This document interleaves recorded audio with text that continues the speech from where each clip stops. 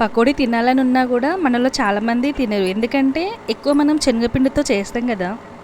నేను చెప్పినట్టు ఒకసారి ట్రై చేసి చూడండి, ఖచ్చితంగా తింటారు మీరు. హాయ్ అండి అందరికీ. నేను ఈరోజు గోధుమ పిండితో క్రిస్పీ పకోడీ చేస్తున్నాను అనమాట. చాలా చాలా టేస్టీగా ఉంటుంది. ఒకసారి మీరు కూడా ట్రై చేసి చూడండి. నేను కొంచెం ఆనియన్స్ను, కొంచెం ఉప్పు, కారము, ఇంకేంటంటే కొంచెం గరం మసాలా కూడా యాడ్ చేశాను అనమాట. అందులో కొంచెం కరివేపాకు, మీకు ఇష్టం ఉంటే కొత్తిమీర కూడా వేసుకోండి, ఇంకా పల్లీలు కూడా వేసుకోవచ్చు. ఇంకా మంచిగా కలిపేసుకొని కొంచెం మరీ లూజ్గా కాకుండా ఇక్కడ నేను చూపించిన విధంగా కలుపుకోండి. అప్పుడు ఇంకా చాలా బాగా వస్తాయి అన్నమాట క్రిస్పీగా. ఈరోజు బయట చాలా చల్లగా ఉందండి, అందుకే కొంచెం వేడివేడికి ఏమన్నా తినాలనిపించింది. ఇంట్లో చూస్తేనేమో శనగపిండి లేదు, ఇంకా సర్లే అని చెప్పి గోధుమ పిండి ఉంది కదా అని చెప్పి ఇంకా చేసేసాను అనమాట.